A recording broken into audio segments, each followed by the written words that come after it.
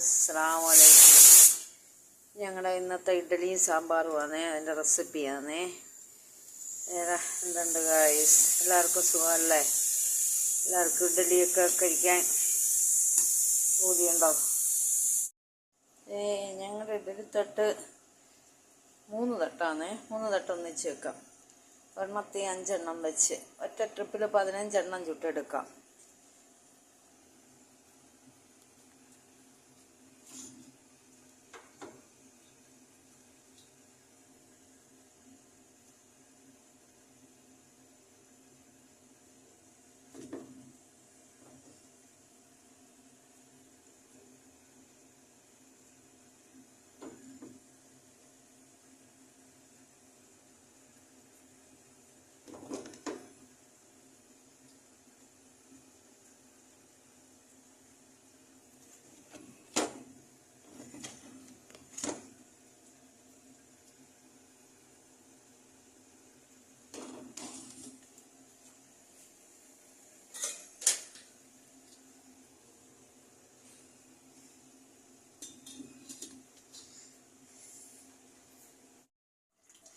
ഇത് ഞങ്ങളുടെ ഒരു ചമ്മന്തിപ്പൊടിയാന്നേ.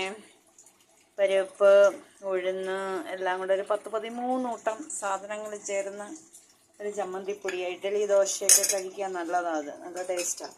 ഒന്നീ വെളിച്ചെണ്ണയിൽ അല്ലെങ്കിൽ നല്ലെണ്ണയിൽ കുഴക്കണം. അതിൻ്റെ റെസിപ്പി ഞാനൊരു ദിവസം പൊടിക്കുന്നത് ഞങ്ങൾക്കിപ്പോൾ ഇരിപ്പുണ്ട്. അതുകൊണ്ട് ഇനി തീരുമ്പോൾ പൊടിക്കുമ്പോൾ ഞാൻ റെസിപ്പി ഇട്ടേക്കാം കേട്ടോ. നല്ല ടേസ്റ്റാണ്. എല്ലാ പരിപ്പ് 10-13 കൂട്ടം സാധനം ചേരുന്നതായി ചമ്മന്തി. നല്ല വെളിച്ചെണ്ണയ്ക്കകത്തോ നല്ലെണ്ണയ്ക്കകത്തോ ചാലിച്ചിട്ട്, വേറെ എണ്ണ കൊള്ളത്തില്ല കേട്ടോ. ഒന്നീ വെളിച്ചെണ്ണ അല്ലേ നല്ലെണ്ണ.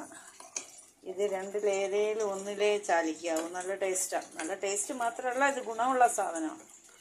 പരിപ്പ്, ഉഴുന്ന്, അങ്ങനെ കരിയാപ്പില എല്ലാം ചേരുന്ന സാധനമാണ്. ഇഡലിയും സാമ്പാറുമാണ്.